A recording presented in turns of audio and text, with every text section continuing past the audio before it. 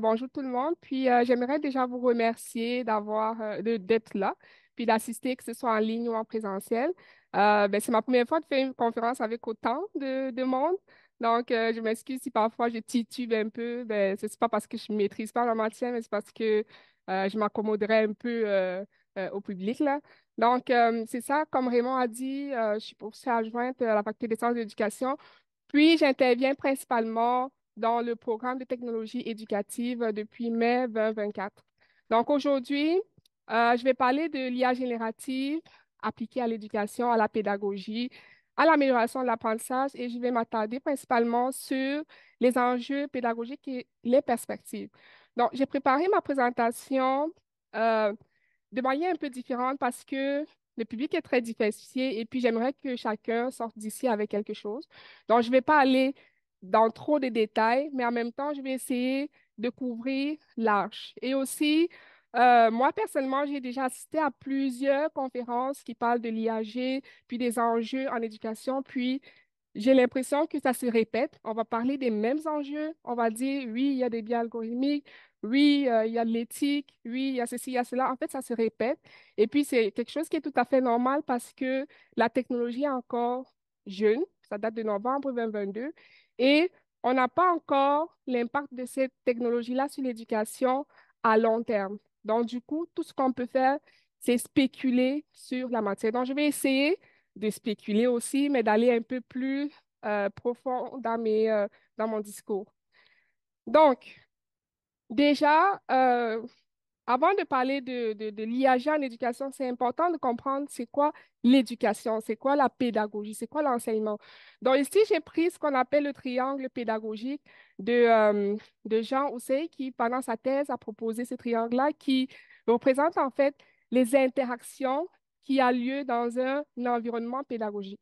Et il a placé les trois éléments qui sont très importants dans cet environnement-là, qui sont le formateur, c'est-à-dire l'enseignant, l'apprenant, qui est en fait l'objet même de la pédagogie, et le savoir, qui est ce que l'apprenant veut apprendre. Et à l'intérieur de ce triangle, on a des processus que vous voyez au niveau des arêtes de mon triangle, le processus d'enseigner, d'apprendre et de former. Donc, ce qu'on peut se demander, qu'on peut se poser comme question, d'ailleurs, c'est une question ouverte, où et comment est-ce que l'IAG peut intervenir dans ce triangle? Parce qu'on a tendance à voir l'IAG comme une panacée qui va résoudre tous les problèmes, qui va être partout. Je vais le mettre au niveau du formateur, de l'apprenant, du savoir, au niveau du processus. Mais je pense que c'est important de vraiment réfléchir à la question, comment est-ce que, ou où je peux faire intervenir l'IAG pour améliorer le processus d'apprentissage, pour améliorer l'apprentissage, parce que c'est ça le but de l'éducation. On veut optimiser l'apprentissage. Donc, l'IAG devrait intervenir dans le but d'optimiser cet apprentissage-là. Mais comment est-ce qu'il va intervenir? En fait, c'est ça qu'aujourd'hui, on ne sait pas encore parce que l'IAG va intervenir à tous les niveaux, que ce soit au niveau de la formation, pour aider à la formation, pour aider à l'apprentissage, pour aider à la conception des cours, mais on ne sait pas quel est l'endroit optimal où le placer. Donc, ce qui m'amène au plan de ma présentation qui est la suivante. Je vais d'abord présenter une petite historique de l'IA en éducation parce que je pense que c'est important de savoir d'où vient cette IA-là en éducation parce que ça ne date pas de novembre 2022, l'IA en éducation. Il y a des recherches qui ont été faites il y a des années auparavant et qui ont fonctionné. Donc, d'où est-ce qu'on part avant d'arriver à l'IAG aujourd'hui? Ensuite, je vais présenter des exemples dans les universités, comment est-ce que l'IAG est utilisé en éducation de manière générale, que ce soit à Harvard ou à UCLA. Donc, comment est-ce que ces universités-là ont embrassé, en gros, la technologie. Ensuite, je vais présenter mes intérêts en moi de recherche. Donc, comment est-ce que je vois l'IAG en éducation, puis comment est-ce que je quelles sont les solutions que je cherche à développer pour optimiser l'intégration de l'IAG en éducation. Puis je vais terminer par des perspectives futures qui sont les miennes, mais aussi qui se retrouvent dans la littérature. Donc, j'ai pris quelques exemples d'utilisation de l'IAG. Je me suis dit, non, je ne vais pas aller avec une présentation de qu'est-ce que l'IAG, comment ça fonctionne. Je pense que tout le monde sait comment ça fonctionne. Je vais plutôt présenter des cas concrets où j'ai utilisé l'IAG, puis on va voir les avantages, on va voir les inconvénients. Donc ici, c'est un avantage de l'IAG. Dans l'IAG, il va nous supporter. Je mets en rouge le supporter parce que parfois on dit l'IAG va nous remplacer, mais on s'entend que une IAG une intelligence artificielle qui a besoin de 10 000 exemples pour faire la différence entre un chien et un chat, c'est pas une intelligence humaine, je suis désolée. Donc, c'est pour dire que l'IAG, c'est là pour nous supporter dans nos tâches et non nous remplacer. Donc, lisons ensemble l'exemple. Donc, ici, j'ai demandé à ce ChatGPT de me proposer un menu de la semaine en fonction des rabais actuels à l'épicerie. En fait, c'est une tâche que je faisais tout le temps, mais sauf que je prenais beaucoup de temps pour le faire. Là, avec l'IAG, en une seule requête, en un seul prompt, j'ai la réponse qui me prendrait 15-20 minutes pour le faire. Donc, l'IAG va venir supporter la tâche humaine. On peut penser à la même chose dans l'enseignement. Ça va venir supporter l'enseignant dans l'exercice de ses fonctions. Ça va venir supporter l'apprenant dans son apprentissage. Par contre, cette IAG vient aussi avec des inconvénients, avec des enjeux. Ici, j'ai fait exprès de faire une requête en anglais parce que je ne voulais pas spécifier le genre dans ma requête. Je ne voulais pas mettre une ou un à l'intérieur de ma requête. Donc, en gros, on a deux personnes qui vont dans un restaurant. Puis, je dis, elle paye la facture. Elle a payé la facture parce que c'est son anniversaire. Donc, on ne sait pas c'est qui la personne. Ça peut être le directeur ou la directrice, ou le secrétaire ou la secrétaire. Qu'est-ce que Gemini me répond? Ben, c'est la secrétaire qui a payé. Et le pire, c'est que Gemini justifie cette réponse. Parce que j'ai dit enfin elle, alors c'est la secrétaire. Qu'est-ce que c'est? En fait, c'est clairement un biais algorithmique parce que simplement, il a fait de la mémorisation. Il a répliqué les, de ce qu'il a vu dans les données parce que, veut pas, notre société est biaisée de nature. Donc, les données qu'on a laissées, les traces qu'on a laissées sur nos ordinateurs ou sur Internet, ce sont des données biaisées. Donc, ces intelligences-là vont apprendre de ces données-là qui sont biaisées. Donc, il va simplement répliquer les réalités qui sont présentes dans les données. Je prends un autre exemple que j'aime bien prendre. J'ai demandé, donne-moi la photo d'une personne professionnelle. On s'entend que professionnel, ça peut être une caissière, un menuisier, n'importe qui. Mais il me présente un homme en veste, cravate dans un bureau. En fait, si vous aviez fait le même exercice, c'est la même chose que vous aurez pensé. Pourquoi? Parce que c'est ce qu'on a toujours, c'est comme ça que la société a toujours vu un professionnel. Donc, la question, c'est pourquoi, en fait, sachant que c'est cet IAG-là peut faire peut faire ces erreurs-là. Est-ce qu'on va lui donner cette confiance-là pour nous enseigner, pour nous former, pour nous permettre d'apprendre? Donc, c'est des questions qu'on se pose auxquelles, désolé, je n'ai pas encore de réponse, mais je vais proposer des solutions vers ces réponses-là. Donc, l'IAG a des avantages. Je vous apprends rien. Elle va permettre d'aider à la création des ressources pédagogiques. Moi-même, personnellement, je l'utilise pour m'aider à créer mes acétates, à créer mes supports. C'est sûr que je ne prends pas tel quel que ce que l'IAG va me proposer, mais je l'améliore. Mais au moins, ça m'aide, comme on dit souvent, à combattre le syndrome de la page blanche. Ça me permet aussi, ça permet aussi de résoudre le problème qu'on dit souvent d'accessibilité, d'inclusivité, parce que il y a un peu un côté de personnalisation d'ailleurs que j'ai mis en rouge parce que je reviendrai dessus. On parle souvent de l'IAG permet de personnaliser, d'adapter les interactions, mais c'est à prendre avec les pincettes. Je reviendrai là-dessus. Donc, en plus de ça, ça permet d'engager les étudiants. Il y a des études qui ont prouvé que ça permet un certain engagement au niveau des étudiants. Par contre, on a vu tantôt qu'il peut exister des problèmes de biais algorithmiques. Il y a de la désinformation, de l'hallucination. Je ne sais pas si vous avez déjà utilisé ChatGPT, puis vous lui avez demandé de vous produire un texte, puis de vous donner les références. En fait, il hallucine complètement. Il va donner des références qui n'existent simplement pas. Donc, il y a aussi des problèmes de droit d'auteur. Donc, si je prends un texte au niveau de ChatGPT, puis je le mets dans mon document et on m'accuse de droit d'auteur, est-ce que c'est à moi la faute ou c'est à l'outil?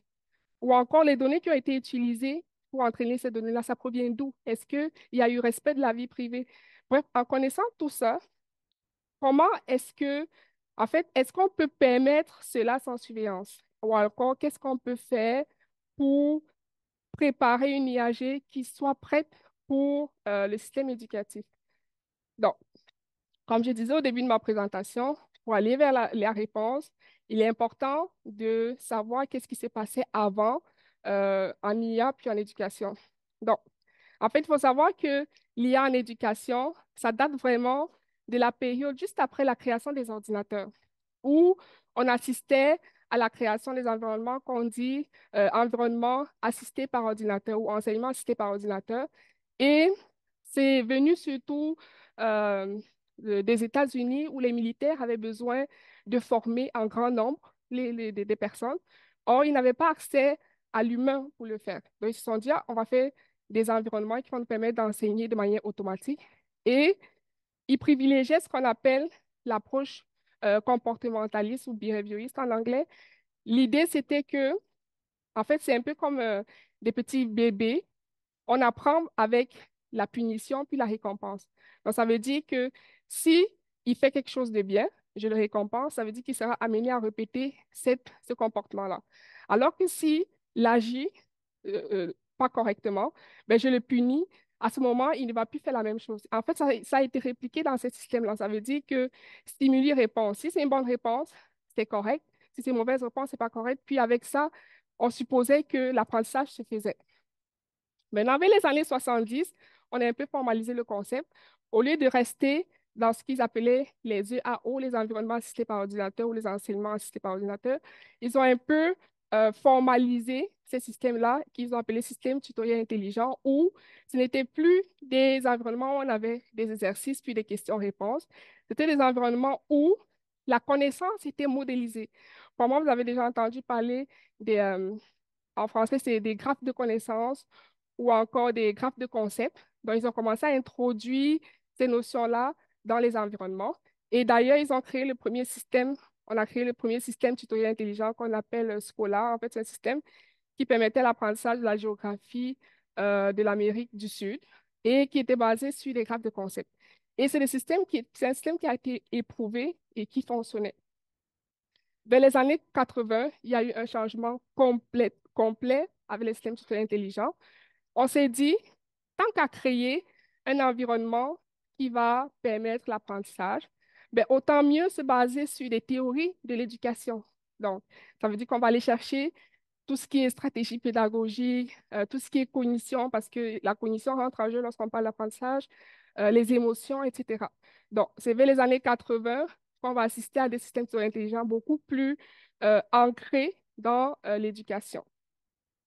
Et d'ailleurs, c'est où l'IA va rentrer en jeu, mais ici, c'est l'IA qu'on appelle souvent l'IA symbolique. Donc là, en fait, c'est une IA où on va écrire en fait, c'est pas comme l'IA d'aujourd'hui où l'intelligence artificielle est capable d'apprendre à partir des données. Ici, l'IA a été encodée à partir d'experts humains. Donc, à cette période-là, en fait, c'est vers les années 80 que les STI ont donc inclus cette intelligence artificielle-là. Maintenant, vers les années 90, là, on a assisté à des environnements beaucoup plus ouverts, les environnements de simulation. D'ailleurs, vous allez voir que les simulations sont nées dans ces années-là, où l'environnement d'apprentissage, c'était plus une interface avec des questions-réponses. L'apprenant pouvait maintenant se déplacer dans l'environnement de manière libre. Et vers les années 2000, on assiste alors à ce qu'on appelle le modèle apprenant, que je vais en parler un peu plus en détail tantôt parce que c'est vraiment l'objet principal de ma recherche actuellement. En fait, le modèle apprenant, c'est simplement un modèle qui va représenter l'apprenant dans le système, de sorte que le système puisse répondre aux besoins de cet apprenant-là adéquatement.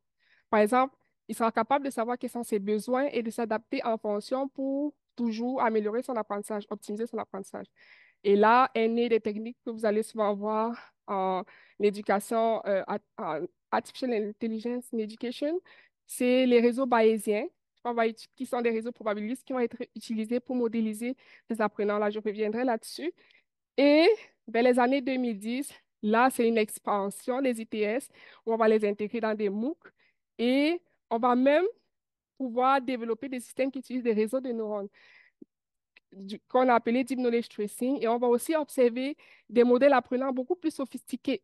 Donc, au lieu simplement de tracer la connaissance de l'apprenant, on va tenir compte de ses émotions, de ses informations cérébrales, de son comportement, de son pouls. Donc, on va inclure toutes les modalités comportementales pour pouvoir représenter cet apprenant dans le système. Et finalement, aujourd'hui, on assiste à une IAG, à une intelligence artificielle qui est beaucoup plus langage naturel qu'on essaye de pouvoir utiliser en éducation. Et on observe aussi beaucoup des environnements en réalité virtuelle. Donc, on va avoir des systèmes d'apprentissage qui vont être en réalité virtuelle, en réalité augmentée. Vous avez sûrement entendu aussi parler des jeux sérieux. Donc, c'est des systèmes dont le but, c'est d'apprendre, mais en jouant. Donc, ici, j'ai trouvé important de mettre le schéma des systèmes tutoriels intelligents parce qu'il faut savoir que, en fait, avant que l'IAG n'arrive et qu'on parle de l'IAG en éducation, c'était les systèmes tutoriels intelligents qui étaient valorisés. Mais pourquoi aujourd'hui est-ce que ces systèmes-là sont à à la traîne, comme on dit? En fait, c'est simplement parce que d'ailleurs, des chercheurs de Google le mentionnent, la relation qu'il y avait entre l'apprenant et le système était rigide parce que l'apprenant ne se sentait pas vraiment proche de l'environnement. Il n'y avait pas une relation de proximité. Tout simplement parce que le langage que parlait le système et l'apprenant n'était pas un langage fluide. Aujourd'hui, qu'est-ce qu'on voit avec l'IAG? L'IAG est capable de dialoguer en autre langue. Donc, du coup, ça facilite l'accès, ça facilite l'interaction. Donc, c'est pour ça que, d'ailleurs, dans la recherche aujourd'hui, ce que les gens vont tenter de faire, c'est de garder la structure du système tutoriel intelligent et d'intégrer une IAG au niveau de l'interaction entre l'apprenant et l'interface. Sachant que qu'est-ce qu'on retrouve dans le système tutoriel intelligent? On a le modèle apprenant, comme je vous disais, les stratégies pédagogiques qui, eux, vont inclure des règles tutorielles, c'est-à-dire comment est-ce que on dispense la matière. Par exemple, est-ce qu'on donne des études de cas, des projets, est-ce qu'on fait de l'apprentissage actif, des choses comme ça. Et on a la connaissance du domaine qui est l'expertise. Donc, c'est juste pour vous dire, avant de passer à la prochaine section, que l'intelligence artificielle à l'éducation a déjà été éprouvée. Ces systèmes-là ont déjà été testés et ça a fonctionné. On a testé sur un long terme. C'est des systèmes qui ont prouvé qu'on pouvait apprendre à l'intérieur. Donc, est-ce qu'il n'y a pas une possibilité, c'est une question que je lance, mais on ne sait jamais, mais est-ce qu'on ne peut pas trouver une façon d'amener les IAG enfin, de coupler ces deux entités-là pour tirer profit au maximum de cette intelligence artificielle générative-là? Donc, en fait, c'est dans la littérature, d'ailleurs, c'est ce que les chercheurs essayent de faire actuellement. Donc, maintenant, je vais vous parler En fait, j'ai fait un peu un tour de ce qui se fait en éducation par rapport à l'IAG parce que je trouvais ça intéressant de savoir au- qu'est-ce qui se fait vraiment et quels sont les impacts qu'on observe actuellement. Donc, rapidement, je suis allée sur Harvard, bien sûr, pour voir euh, comment est-ce qu'ils ont, entre guillemets, embrassé cette technologie-là. En fait, ils ont fait pratiquement ce que tout le monde fait. Donc, ils ont créé ce qu'ils appellent un Harvard AI Sandbox. C'est un peu comme ChatGPT, sauf que c'est spécifique à Harvard. En fait, ce n'est pas accessible au grand public. Puis, c'est un grand modèle de langage qui est entièrement dédié à cette institution-là. Pourquoi? Mais simplement pour pouvoir contrôler tout ce qui va entrer dans le système. Parce qu'on s'entend que ChatGPT ou Copilote ou Gemini, une fois que vous rentrez de l'information dedans, même si vous dit il n'y a pas de violation de vie privée, on ne sait pas ce qui se passe à l'intérieur. On ne sait pas qu'est-ce qu'ils vont faire de nos données.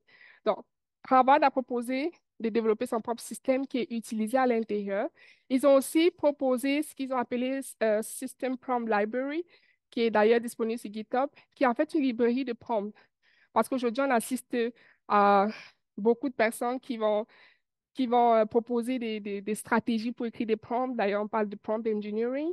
Donc, parfois, ça peut juste pas être notre capacité de le faire là, ou de souffrir pour le faire. Ils ont proposé une librairie qui permet de proposer des prompts déjà préfaits.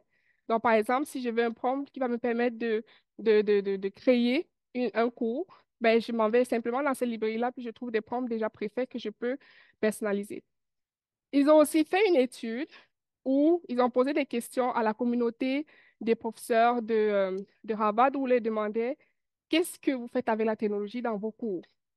Et ce que je mets en rouge ici, c'est en fait le résumé des façons d'utiliser l'IAG qui sont ressorties, entre autres, générer du matériel pédagogique, comme on le sait tous, résumer les travaux des étudiants. En fait, il y avait certains enseignants qui prenaient des travaux des étudiants, qui rentraient dans le système, puis demandaient au système de lui résumer où est-ce que les étudiants ont des problèmes.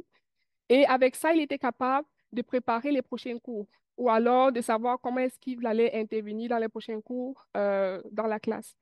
Il y a certains qui l'utilisaient pour imiter un étudiant. Moi, j'ai aimé cette partie-là parce que il y a un prof qui dit, pendant qu'il prépare son cours, il n'est pas forcément prêt à répondre à toutes les questions des étudiants. Donc, ce qu'il fait, c'est qu'il envoie son cours dans le système, puis il lui demande de lui poser les questions comme si c'était un étudiant de la classe. Mettons, si c'est un cours de premier cycle, je veux que tu me poses les questions d'un étudiant de premier cycle à qui je présente ce cours-là. Donc, ça, c'est des exemples, il y en a plein. Sur ce site, d'ailleurs, le lien sera accessible après la présentation. Vous pouvez voir d'autres exemples. À UCLA, par exemple, eux, ce qu'ils ont fait, c'est dresser une liste d'activités de cours ou d'examens résistants à l'IA, parce que vous savez que l'un des enjeux de l'IA, c'est aussi l'intégrité académique, donc le plagiat, etc. Eux, ce qu'ils ont fait, c'est dresser un ensemble de pratiques qu'il qu'il faudrait mettre en place pour limiter en fait les effets de l'IA. Je ne vais pas tout lire.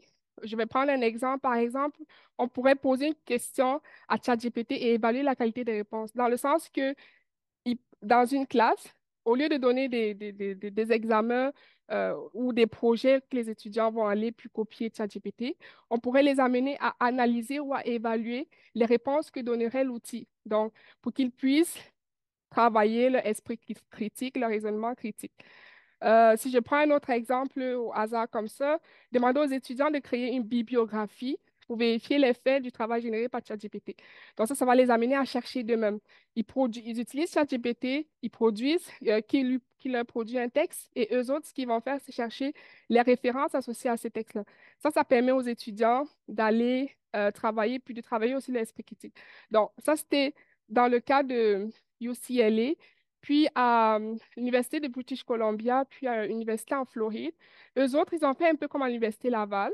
Ils ont établi des principes directeurs, c'est-à-dire quels sont les principes, quelles sont les utilisations responsables de cette IAG-là. Ils ont donné des consignes sur l'utilisation en enseignement. Donc, par exemple, il faut déclarer l'utilisation, respecter la propriété intellectuelle.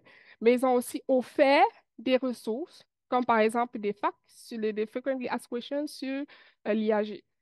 J'ai regardé aussi un peu ce qui se fait au niveau des écoles primaires, au niveau des écoles secondaires. C'est sûr que à ce niveau-là, c'est un peu plus difficile parce que c'est des niveaux où l'évaluation des compétences est encore très euh, au niveau de la mémoire. Donc, on évalue beaucoup plus la mémoire des élèves que le raisonnement. Qu'est-ce que je veux dire par là, par exemple, au primaire, quand on apprend l'histoire ou la géographie à des élèves, c'est vraiment pour les faire retenir la matière.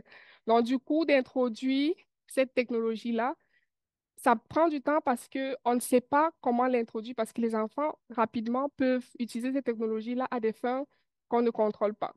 Donc, ce que j'ai fait, c'est regarder un peu qu'est-ce qui se fait actuellement dans ces écoles-là. Souvent, la technologie va être utilisée principalement par les enseignants, puis par les administrateurs. Maintenant, au niveau des élèves, j'ai vu beaucoup d'interdictions, ce qui est tout à fait normal. D'ailleurs, à New York, il y a beaucoup d'écoles qui ont interdit cette technologie-là parce qu'encore une fois, comme je disais au début, elle est nouvelle. On ne connaît pas les répercussions à long terme.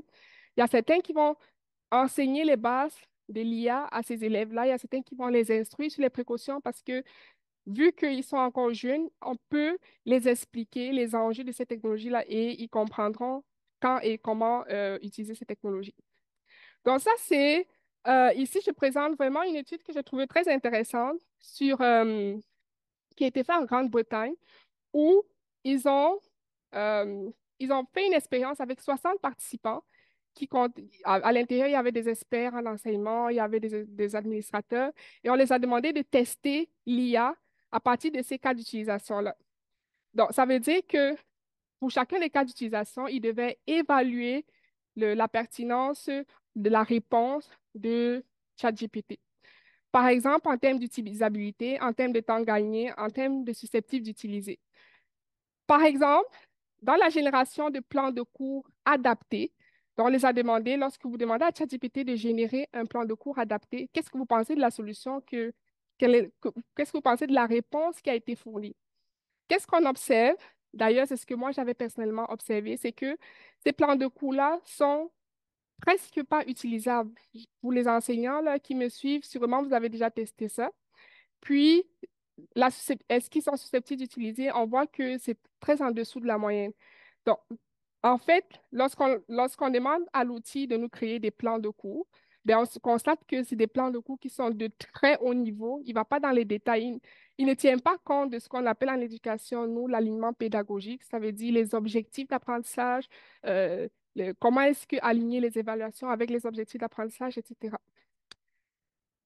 Par exemple, j'ai pris un autre exemple où, enfin, d'autres questions, par exemple, générer des idées, des questions que des étudiants auraient pu poser par rapport à un cours. On voit que en termes d'utilisabilité, c'est moyen, mais on voit qu'en termes de temps gagné, on gagne du temps parce que si on connaît les questions en avance, ben, on peut se préparer à l'avance. Bref, c'est une étude que je trouve assez intéressante, puis j'invite tout le monde à aller regarder parce que ça permet aussi de jauger, enfin de voir un peu d'un point de vue extérieur, qu'est-ce que les gens, les experts pensent des réponses qui sont fournies par cet outil-là. Il y en a plein d'autres comme ça, là. Par exemple, en termes de feedback personnalisé, parce qu'on dit souvent que IAG est personnalisé, ben, on voit que en termes d'utilisabilité, c'est quand même moyen, mais est-ce qu'on pourrait utiliser le feedback qui a été donné pour après? Non. On voit que ça a été très peu, enfin, moyennement évalué. Donc, là, je vous ai présenté les usages en général. Puis, de ces usages-là, on connaît les impacts de l'IAG. Je ne vais pas revenir là-dessus. On connaît que avec l'IAG, il y a peu d'innovation parce que ce qu'on observe d'ailleurs, c'est mon point de vue, ce qu'on observe actuellement, c'est que le système éducatif essaye de s'adapter à l'outil. Mais est-ce qu'on ne devrait pas plutôt penser à un outil qui s'adapte au système éducatif? Je pense que c'est vers là que devraient aller les recherches parce que le fait de s'adapter à cet outil limite l'innovation parce que tout le monde va fonctionner de la même manière. Or, c'est cette innovation-là qui fait la richesse du système éducatif. Donc, c'est un peu vers là que je vais vous amener. Donc, il y a aussi l'alignement pédagogique parce qu'on dit, oui, ChatGPT va nous aider à apprendre, mais est-ce qu'il tient compte de l'alignement pédagogique? Est-ce qu'il tient compte des objectifs d'apprentissage? Est-ce qu'il tient compte du plan de... Enfin, est-ce qu'il tient compte du contexte dans lequel je pose la question? Il y a aussi les questions que je mets en rouge, intégrité académique, accessibilité, biais algorithmique. C'est parce que en rouge, c'est mes intérêts de recherche. D'ailleurs, je vais présenter ça dans la deuxième partie. Il y a aussi les questions environnementales, parce que souvent on délaisse ça, mais faire une requête dans ChatGPT versus faire une requête dans Google, c'est deux choses complètement différentes. Donc, il faut prendre ça en compte. Par exemple, si j'aime prendre cet exemple-là, si je veux savoir c'est quoi la capitale du Canada, ben, au lieu d'aller le faire dans ChatGPT, ça coûterait beaucoup moins à l'environnement d'aller le faire dans Google, par exemple. Donc, maintenant, en termes d'impact, là, j'ai un exemple concret d'un professeur au MIT qui enseigne l'informatique, puis il a divisé sa classe en trois groupes. Le premier groupe avait accès à ChatGPT, le deuxième groupe avait accès à Code c'est une plateforme de Meta, et le troisième groupe avait accès à Google seulement. Il les a donné programme, un exercice de programmer en Fortran. Personne ne connaissait Fortran. Donc, il les a dit, faites-moi l'exercice, puis je veux les solutions. Vous devinez déjà c'est qui le groupe qui a réussi en premier. ChatGPT, c'est le groupe qui a réussi en premier. Ensuite, le deuxième groupe, puis le troisième groupe. Sauf qu'il ne s'est pas arrêté là. Il a dit, OK, maintenant, chacun de vous, vous devez m'expliquer comment est-ce que vous avez résolu le problème. Donc, comment est-ce que vous avez résolu le problème? Qu'est-ce qui s'est passé? Ben, ils ont tous échoué à l'examen, le premier groupe. parce qu'ils n'étaient pas capables d'expliquer qu'est-ce qu'ils ont fait. Contrairement au troisième groupe, où tous ont réussi à l'examen. Donc, il a tiré une conclusion que j'ai traduite en français par ChatGPT. Donc, c'est possible que ce ne soit pas exactement la bonne version. Donc, il dit ceci, travailler dur et rencontrer des difficultés est en réalité une façon importante d'apprendre, ce qui est vrai parce que quand on rencontre des problèmes, on apprend de nos erreurs. Et lorsqu'on vous donne une réponse, vous ne rencontrez pas de difficulté, vous n'apprenez donc pas. Donc, ça veut dire que si d'un seul coup on vous donne la réponse, il n'y a pas apprentissage. Et à la fin, il conclut que, en fait, lorsqu'il y a un problème plus complexe, vu qu'on n'a pas appris les bases, ben, résoudre le problème plus complexe sera beaucoup plus difficile. D'ailleurs, c'est ce qu'on observe avec les développeurs aujourd'hui. Ils vont copier des bouts de code de logiciels, aller les mettre en place, mais dès qu'il y a un bug, on ne sait plus où se trouve le bug parce que c'est un ramassis de bouts de code venant de ChatGPT, par exemple. Et il y a aussi une autre chose que je voulais montrer. Je sais pas, je pense qu'il y a il y a beaucoup d'informaticiens. Vous connaissez sûrement Stack Overflow ou Quora, par exemple, où c'est des forums où on venait poser des questions, puis des experts venaient répondre. Il y a une étude qui s'est dit, OK, on va comparer les réponses de ChatGPT et les réponses des experts dans ces forums-là pour savoir jusqu'à quel point ChatGPT peut remplacer l'humain comme on veut nous faire avaler. Donc, là, on a comparé sur plusieurs métriques, dont la verbosité, la longueur du code, etc. Ce qui est important à remarquer, c'est que premièrement, avant de passer au tableau, dans Stack Overflow, c'est une plateforme communautaire. Ça veut dire qu'il y a du social. Il y a des gens qui vont venir interagir. Or, dans l'apprentissage, c'est aussi un élément qui est très important, le social, l'interaction humaine. Ce qu'on n'a pas dans ChatGPT. Ça, c'est déjà un point qu'il faut comprendre. Aussi, dans Stack Overflow, il y a beaucoup d'options. Il y a plusieurs personnes qui sont venues répondre euh, à la question, ce qu'on n'a pas dans ChatGPT. Même si on lui demande de reformuler la question, je ne sais pas si vous avez déjà fait l'essai, si vous lui demandez de donner une autre réponse, il va donner les réponses, mais si vous rassemblez toutes les différentes réponses, ça va aller dans le même sens. Alors que ce n'est pas forcément le cas dans ces forums-là. Donc, ces chercheurs-là ont évalué les différences, puis qu'est-ce qu'ils ont remarqué? Ils ont remarqué que l'humain va donner un code beaucoup plus long. Il va répondre de manière plus verbeuse. Il va beaucoup parler. Il va donner des exemples, beaucoup d'exemples, alors que ChatGPT va se limiter en un seul exemple. En termes de véracité des réponses, on va voir que les experts ont texté, ils ont testé le code que ChatGPT donnait. Ils ont vu que ce que l'humain donnait correspondait le mieux à la réponse.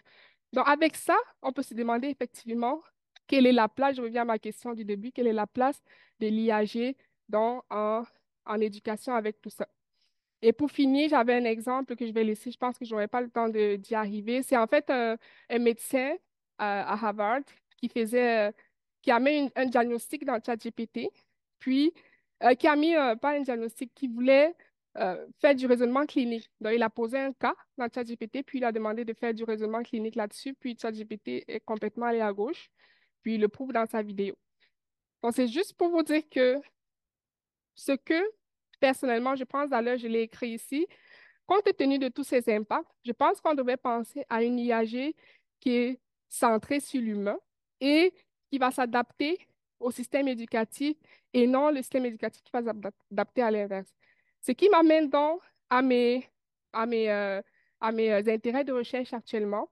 Donc, je m'intéresse principalement à la modélisation des usagers parce que j'ai, pendant mon doctorat, ma thèse, pendant mon travail en entreprise, j'ai travaillé beaucoup sur la modélisation du comportement humain, la modélisation de l'apprenant. Comment est-ce que on peut tenir, comment est-ce qu'on peut prendre en compte ce modèle de l'apprenant-là et améliorer son apprentissage? Donc, tout compte tenu de cette expertise-là, je me suis dit, ah, on peut, je peux développer des solutions qui peuvent aider à détecter le plagiat parce que si je connais mon apprenant, si je connais la personne, je peux prédire, même si ce n'est pas à 100%, pour l'instant, j'ai des résultats qui vont jusqu'à 90%, je peux prédire comment est-ce qu'un étudiant, un apprenant peut se comporter à une évaluation en particulier. Ça veut dire que si je fais je donne un projet, un étudiant me vient avec un projet, puis je vois qu'il a 100% dessus. Compte tenu de son comportement durant toute la session, que ce soit au niveau des évaluations, que ce soit au niveau de l'interaction avec les pairs, je peux être capable de dire, ah, c'est possible qu'il y a peut-être du plagiat ici, il faudrait aller plus loin pour vérifier, peut-être faire une entrevue ou quelque chose comme ça. Donc, je développe des solutions dans ce sens-là. Dans le deuxième point, je m'intéresse aussi à l'adaptation des IAG. Comme je disais au départ, l'IAG, on parle beaucoup de personnalisation, mais en fait, ce n'est pas personnalisé.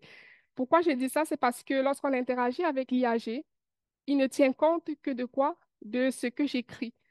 Or, moi, je ne dépends, en fait, je ne peux pas être modélisé simplement à partir de ce que j'écris. Il y a le contexte qui compte. D'ailleurs, c'est pour ça que l'enseignant humain va rester toujours important dans l'apprentissage parce il tient compte pas seulement des connaissances de l'apprenant, mais du contexte de l'apprenant, des actions non verbales, du comportement non verbal, des émotions. Bref, l'IAG ne tient pas compte de tout ça. Donc, moi, ce que je veux proposer, c'est une IAG qui tienne compte de ces paramètres-là, mais qui tienne compte aussi des stratégies pédagogiques. Parce qu'il y a des stratégies pédagogiques qui ont été éprouvées pendant longtemps, qui sont sur feuille, qui sont pratiquées par les humains. Mais comment est-ce qu'on peut intégrer tout ça, qui ont été éprouvées, encore une fois, j'insiste sur le mot éprouvé parce que c'est testé, on connaît les résultats à long terme. Comment est-ce qu'on peut intégrer tout ça dans l'IAG? Puis, mon dernier point, c'est vraiment, je l'ai mis en rouge parce que j'y réfléchis encore. Avec l'IAG, on constate que l'interaction humaine, l'interaction sociale est diminuée. Or, en éducation, en apprentissage, la dimension sociale est aussi importante. Donc, est-ce qu'on peut penser à des communautés d'IA? Donc, où l'IA n'est pas juste un à un, mais l'IA nous aide en groupe à atteindre nos objectifs. Donc, ici, je détaille un peu tout ce que je viens de vous dire là. Donc, quand je parle de modèle apprenant, je pense que j'ai encore du temps. Donc, quand je parle de modélisation apprenante, parce que souvent, il y a certaines personnes qui me disent, ah, est-ce que quand tu conçois le modèle, c'est vraiment précis? Tu dis 90%, est-ce que... En fait, le modèle apprenant, c'est vraiment, il faut le voir comme la représentation de l'humain dans le système. Le système n'a pas accès à l'humain, mais à travers les interactions, à travers des capteurs, parce qu'on utilise par exemple les face readers, je ne sais pas si vous avez entendu parler, les face readers, ou encore des casques EEG, on peut aller chercher des informations sur l'humain là qui peut nous aider à le modéliser dans le système. On peut utiliser la caméra, etc. Dans le modèle apprenant, c'est vraiment l'image que le système a de l'apprenant. Et normalement, le but premier de ce modèle-là, c'est d'être capable de pouvoir le consulter, l'interroger et le modifier. Donc, ça veut dire que si je l'inclus dans une IAG, l'IAG devrait être capable de consulter ce modèle-là à tout moment pour répondre en fonction, de pouvoir le modifier. Ça veut dire qu'en fonction des interactions, je le mets à jour de telle sorte que je puisse m'adapter comme il faut à la personne.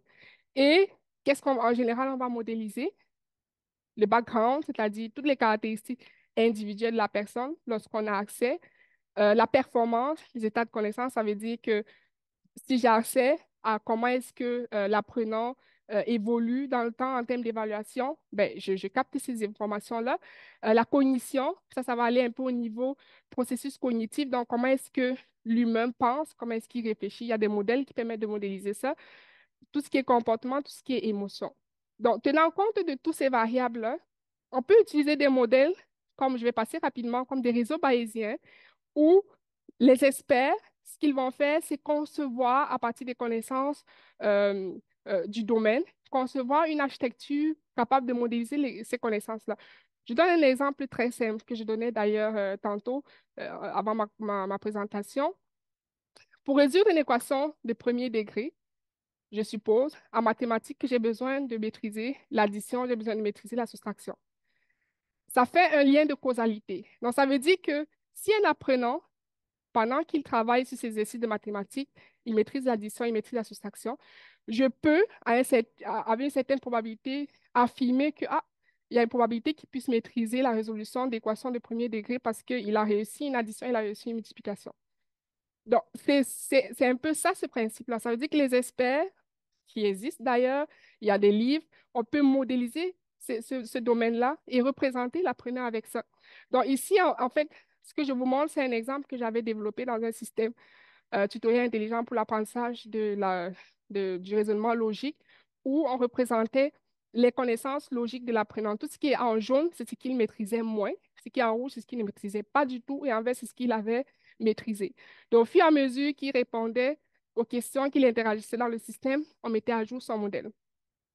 Il y a aussi des modèles basés sur les réseaux de neurones. Par exemple, si vous connaissez, pour ceux qui connaissent un peu les réseaux de neurones récurrents, donc, dans le temps, lorsque je ramasse les données d'interaction de l'apprenant dans le temps, je suis capable de modéliser à chaque interaction quel est l'état de sa connaissance, quel est son comportement. Et ainsi, je peux, à n'importe quel temps, à un temps T, être capable de prédire, encore une fois, comment est-ce qu'il va répondre à une question, comment est-ce qu'il va se comporter. Et je vais même plus loin. D'ailleurs, c'est un article de 2022 que j'avais écrit, que je vous invite à lire, où je propose une architecture qui tient à la fois compte, en fait, on appelle ça du neurosymbolisme, qui tient à la fois compte des connaissances expertes, comme le réseau bayésien que je viens de vous montrer, et des réseaux de neurones qui vont aller chercher des interactions sur l'apprenant pour le modéliser. Ça veut dire que je propose un modèle hybride qui à la fois va tenir compte des experts et à la fois tenir compte des réseaux de neurones.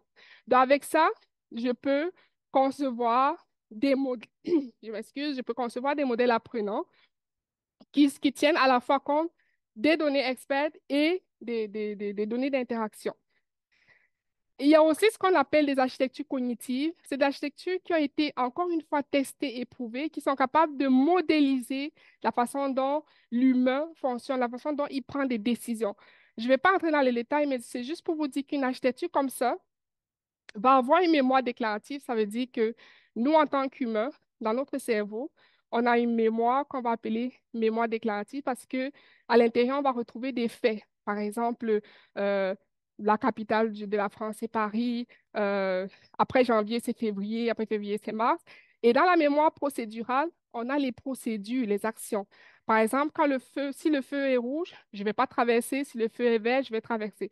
Donc, ce modèle-là simule le fonctionnement du cerveau humain. Et comment est-ce que c'est transposé dans la modélisation des apprenants? C'est parce que si on connaît comment l'apprenant pense, comment il réfléchit, comment il va prendre les actions, on peut prédire cette action-là et répondre en fonction. On peut prédire ses besoins et adapter l'enseignement à cet étudiant-là. Donc, compte tenu de ça, c'est pour ça que, comme je disais au début, si je suis capable de modéliser mon apprenant, je peux proposer des outils qui vont, j'appuie bien et aider à la détection de l'apprentissage parce qu'on s'entend que ça n'existe pas encore les outils qui vont détecter l'utilisation de ChatGPT. Donc, ça va aider à la détection du plagiat. Au niveau de mon deuxième intérêt de recherche, c'est vraiment une IAG pour la pédagogie. Donc, au lieu d'avoir une IAG qu'on a aujourd'hui, qui au départ n'était pas développée pour l'éducation, on essaie juste de faire entrer de faire entrer la boule dans l'éducation. Donc, j'essaie de l'adapter. Comment est-ce qu'on peut l'adapter au système éducatif? C'est justement en essayant de rentrer un modèle apprenant pour que l'IAG soit beaucoup plus personnalisé, de tenir compte de l'humain derrière. J'essaie aussi, avec du neurosymbolisme, de pouvoir inclure des stratégies pédagogiques, des objectifs d'apprentissage, parce que c'est des choses qu'on connaît. Donc, comment est-ce qu'on peut l'intégrer, faire en sorte que l'IAG puisse tenir compte de ça dans son interaction avec les apprenants? Et finalement, comme je disais, mes communautés d'IAG, d'ailleurs, c'est une idée que j'essaye de mûrir. S'il y a des personnes qui sont intéressées, on peut le mûrir ensemble, l'idée. Donc, c'est vraiment de créer des communautés d'IAG. D'ailleurs, l'image ici, c'est ChatGPT qui me l'a générée parce que j'ai décrit mon projet qui est là. Je lui ai dit, comment tu vois ça visuellement? Puis c'est ça qui m'a mis. Puis je trouve que c'est quand même intéressant. On a une IAG qui est presque comme quelqu'un, mais très important qui ne remplace pas l'enseignant parce que l'enseignant humain est toujours là. C'est juste un complément à cet environnement-là. Donc, pour finir, je présente un peu mes perspectives futures et ce qui s'est fait aussi dans la littérature. Donc, avant d'y aller, j'aimerais d'abord établir des faits, en fait. Donc, qu'est-ce qu'on connaît tous? On connaît les avantages à court terme de l'IAG. Mais il n'y a personne qui va nous dire dans 10 ans, voici ce que l'IAG va faire, voici comment ça va se passer. On connaît comment utiliser cet IAG-là. J'ouvre ma fenêtre ChatGPT, Gemini, je rentre ma requête, puis j'ai la réponse. On sait que cet IAG a la capacité a la connaissance, mais n'a pas la capacité de la transmettre comme il faut.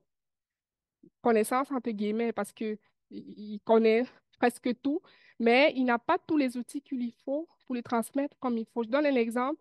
Un enseignant, là, quand un étudiant ou un élève vient lui poser une question, il va pas répondre. Si un élève vient me dire, Madame, c'est combien 2 plus 2? Je ne vais pas lui dire 4. Je vais lui dire, ah, l'addition, voici comment ça fonctionne. Est-ce que tu sais faire 0 plus 0? Bref, cet échange-là, cette façon d'interagir-là, on sait que l'IAG n'a pas encore cette capacité-là. Il a la connaissance, mais il n'a pas encore la capacité de transmettre. On connaît tous les enjeux. C'est pour ça que je n'ai pas voulu revenir dessus aujourd'hui. Par contre, on ne sait pas avec précision quelle est la fiabilité de cet outil-là ou encore quel est son potentiel. On l'utilise, mais on ne sait pas jusqu'où ça peut aller et on ne connaît pas aussi son impact à long terme sur l'apprentissage, sur l'enseignement. On ne peut que, comme je disais au début, spéculer parce qu'on ne sait pas. Il y a des expériences qui se font, mais dans 10 ans, on ne sait pas qu'est-ce que ça sera. Donc, avec ça, d'un point de vue pratique, j'ai préparé 2 volets parce que je sais qu'il y a des praticiens, il y a des théoriciens. Donc, d'un point de vue pratique, on doit toujours garder en tête que l'intelligence humaine ne doit jamais être remplacée, mais peut être augmentée ou supportée. Ça, c'est vraiment la chose la plus importante à retenir, qu'on devrait même apprendre aux plus jeunes, que cette intelligence-là ne vient pas pour nous remplacer. On doit encourager la réflexion métacognitive. D'ailleurs, je le présentais avec UCLA. Ça veut dire que on doit encourager, surtout nous enseignants, encourager les étudiants à réfléchir sur des questions, sur des exercices et non juste à aller prendre des solutions. On doit faire des évaluations visant ce que j'appelle un plus haut niveau taxonomique parce que pour ceux qui connaissent la taxonomie de Bloom, en général, on va aller de la mémorisation qui est dans ce cas-ci au plus haut, jusqu'à l'évaluation. Ça veut dire que si on veut concevoir une évaluation, là je parle aux enseignants, on n'a pas faire une évaluation qui vise le niveau mémorisation, c'est se jeter dans l'eau parce que les étudiants auront la réponse au niveau des IAG. Alors que si on va vers des évaluations beaucoup plus de haut niveau, où on va demander une analyse, on va demander de faire une évaluation d'un outil, ben ça va diminuer beaucoup le problème d'intégrité académique. C'était ça mon troisième point. Le quatrième point, je pense qu'on devrait aller vers des enquêtes, d'ailleurs, c'est ce qui se fait aussi beaucoup présentement, des enquêtes sur les usages de l'IAG. Parce que savoir les bons coups puis les mauvais coups, c'est très bon pour l'évolution parce que on va savoir qu'est-ce qui a été fait, comment ça a été fait, puis apprendre de là. Donc, je pense que faire des enquêtes sur les usages de l'IAG, c'est vers où il faut aller. Faire une IAG, développer des IAG contrôlés ou des certifications d'IAG, je pense qu'il y a des chercheurs qui l'ont déjà mentionné parce qu'on ne sait pas comment ces outils-là sont conçus, mais nous, on veut avoir confiance en ces outils. Donc, je pense qu'on devrait aller vers des certifications de ces outils-là. On devrait valoriser aussi l'innovation pédagogique dans le sens où, vu que tout le monde va vers la technologie, on devrait favoriser les personnes qui décident de ne pas aller vers la technologie ou de créer de nouvelles façons d'enseigner sans la technologie ou avec la technologie. Et un point important, c'est vraiment faire intervenir tout le monde dans la création de l'IA. Parce que pour l'instant, la création de l'IA, c'est réservé aux informaticiens, aux développeurs. Pour moi, ça devrait être quelque chose où tout le monde met la main à la pâte pour essayer d'amener des visions nouvelles, des visions différentes. Par exemple, je donne un exemple bête, là. Si un expert en éducation était peut-être rentré dans le processus de développement de l'IAG, il se serait probablement posé la question de il y a des problèmes de biais, qu'est-ce qu'on fait, par exemple, avec cette technologie-là? Comment on fait pour la résoudre, pour résoudre ce problème? Maintenant, d'un point de vue plus théorique, je pense qu'on devrait aussi aller vers ce que j'ai appelé, ben, ça existe déjà là, du neurosymbolisme, parce que on est des humains, on a une expertise, on a l'expertise dans les livres, dans les bouquins. Comment est-ce qu'on peut, sans toutefois entraîner une gigantesque quantité de données, comment est-ce qu'on peut tirer parti de cette expertise-là dans ces IAG-là?